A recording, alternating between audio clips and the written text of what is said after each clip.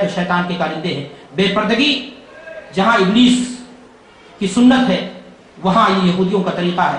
اللہ کے رسول صلی اللہ علیہ وسلم نے ایک حدیث کے اندر ارشاد فرمایا فاتقوا الدنیا واتقوا النساء فإن اول فتنة بنی اسرائیل کانت فی النساء۔ اے لوگوں بچاؤ اپنے آپ کو دنیا سے۔ دنیا جیسا کہ میں نے کل عرض کیا کہ دنیا کمانا برا نہیں، لیکن دنیا میں پھر جانا، دنیا والوں کی طرح ہو جانا یہ برا ہے۔ اللہ کے رسول نے اس سے بچنے کی تاکید کی۔ آپ نے فرمایا واتقوا النساء، اللہ کے واسطے عورتوں کے سلسلے میں بھی ڈرتے رہنا، انہیں بے پردہ چھوڑ دینا، انہیں سترے بے مہار چھوڑ دینا، ان کی زندگی بالکل آزاد چھوڑ دینا، نتائج بڑے بھیانک ہوں گے، خبر اتنی غلط آئے گی کہ پھر خودکشی کے علاوہ کوئی چارہ نہیں ہوگا۔ میرے بھائی اور دوستو، مجھے ایک واقعہ یاد آ رہا حضرت اسماء رضی اللہ تعالیٰ عنہا کا۔ حضرت اسماء رضی اللہ تعالیٰ عنہا یہ حضرت عبداللہ ابن زبیر کی ماں، رسول صلی اللہ علیہ وسلم کی سگی سالی، حضرت ابو بکر صدیق کی بیٹی ہے، عائشہ کی بہن ہے۔ ایک مرتبہ یہ اپنے کھیت سے آ رہی تھی۔ گویا اسلام اس بات کی اجازت دیتا ہے اگر ضرورت پڑ جائے تو عورت اپنے کھیت میں جا کر کے کھیتی کا کام کر سکتی ہے، گھر ہی نہیں کھیتی کا بھی کام کر سکتی ہے، لیکن ہاں چادر ہونی چاہیے، پردے کے ساتھ جائے گی، پردے کے ساتھ آئے گی، اپنے حیا کا پورا خیال ہوگا۔ حضرت رسول اکرم صلی اللہ علیہ وسلم کہیں سے آ رہے تھے، آپ نے حضرت اسماء کو جب دیکھا تو چال سے پہچان لیا کہ یہ اسماء ہے، اس لیے کہ بچپن میں اسماء کو دیکھا تھا۔ اللہ کے رسول صلی اللہ علیہ وسلم نے اپنا اونٹ بٹھا دیا اور اشارہ کیا کہ اے اسماء میرے اونٹ پہ بیٹھ جاؤ، میں مرد ہوں، پیدل چلوں گا، تمہارے ساتھ بوجھ ہے اس کا بھی اور تمہارا بھی تعاون ہو جائے گا، تو آسانی کے ساتھ تم گھر پہنچ جاؤ گے۔ لیکن میرے بھائی اور دوستو ذرا سبق حاصل کیجئے کہ حضرت اسماء اللہ کے رسول پر شک کرنے والی نہیں تھی۔ اللہ کے رسول سگے بہنوئی تھے، اللہ کے رسول صلی اللہ علیہ وسلم بہنوئی ہی نہیں، آپ نبی تھے، رسول تھے۔ آپ کے بارے میں حاشا وکلا اسماء کے دل میں کوئی غلط بات پیدا ہو ایسا ممکن نہیں، لیکن اسماء رضی اللہ تعالیٰ عنہا نے یہ کہہ کر کے انکار کر دیا کہ اے اللہ کے رسول صلی اللہ علیہ وسلم میں آپ کے سواری پر بیٹھ جاتی، اور یہ حکم چونکہ اللہ کے رسول نے بحیثیت رسول نہیں دیا تھا، کہا کہ اے اللہ کے رسول میں آپ کی سواری پر بیٹھ جاتی، لیکن مجھے زبیر کی غیرت یاد آ رہی ہے، میرے شوہر کو کہیں یہ بات بری نہ لگ جائے کہ ان کی اجازت کے بغیر میں غیر کی سواری، اللہ اکبر، محمد الرسول اللہ کی سواری پر بیٹھ کر کے بیوی چلی آئی۔ آج ہمارے معاشرے میں مسلمان بھائی اپنی بہن کو کہتا ہے جب فلاں کے ساتھ چلی جاؤ، کوئی مشکل نہیں، اپنی بیوی کو فلاں کی سواری پہ بھیج دیتا کہتا کوئی مشکل نہیں، مشکل اس ناطے تمہاری ختم ہو گئی تو تمہارے یہاں سے حیا ختم ہو گئی۔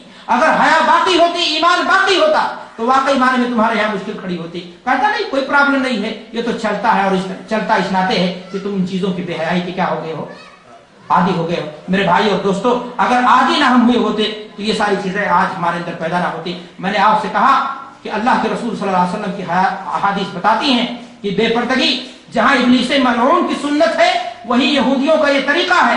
اللہ کے رسول صلی اللہ علیہ وسلم نے فرمایا کہ یہودیوں میں سب سے پہلا فتنہ عورتوں کے سلسلے میں بے حیائی اور بے حجابی کا پیدا ہوا تھا۔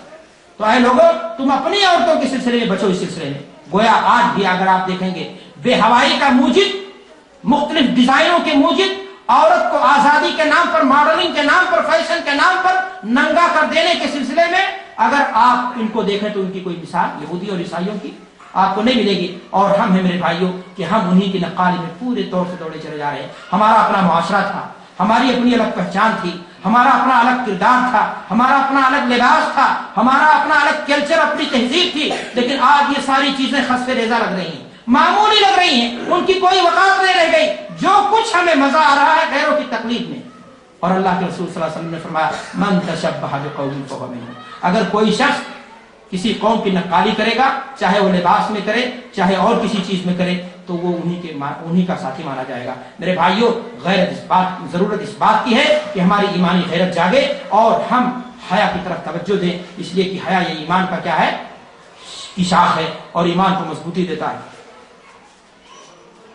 آج ایک مسلمان اگر اپنے گھر میں ان تمام چیزوں کو برتنے کی کوشش کرتا ہے تو بہت سارے ہمارے بھائی جو آس پاس کے پڑوس کے لوگ ہوتے ہیں، مسلمان ہوتے ہیں، وہ آ کر کے آپ کو فرمائیں گے کہ یہ اتنی سختی کرنے کی بچوں پر کیا ضرورت ہے، لباس تو ایک عام چیز ہے، انسان اپنی مرضی کا، اپنے پسند کا جیسا چاہے پہن لے، اس میں جو ہے دین کو، اسلام کو گھسیڑنے کی کیا ضرورت ہے۔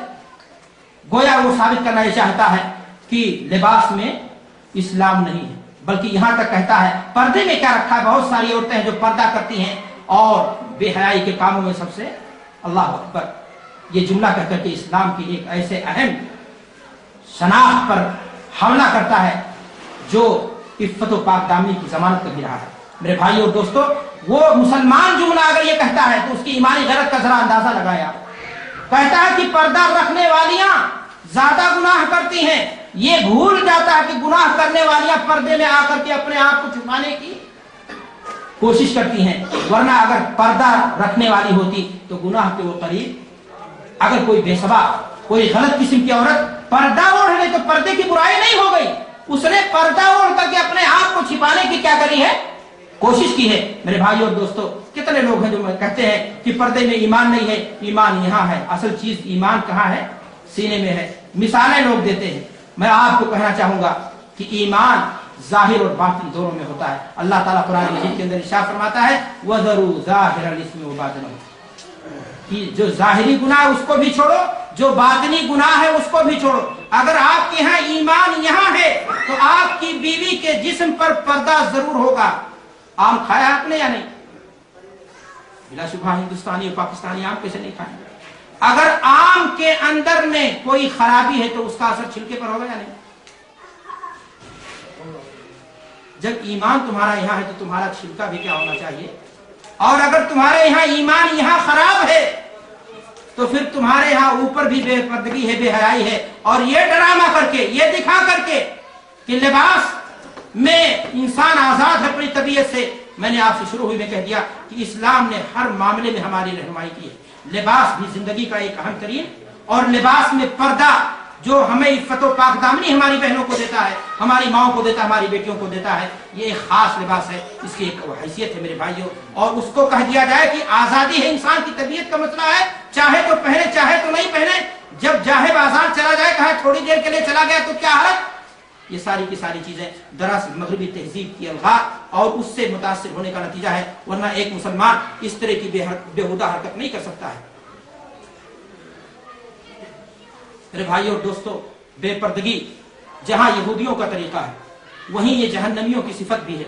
अल्लाह के रसूल सल्लल्लाहु अलैहि वसल्लम फरमाते हैं, सिनफान मिन अहलिन नार लम अरहुमा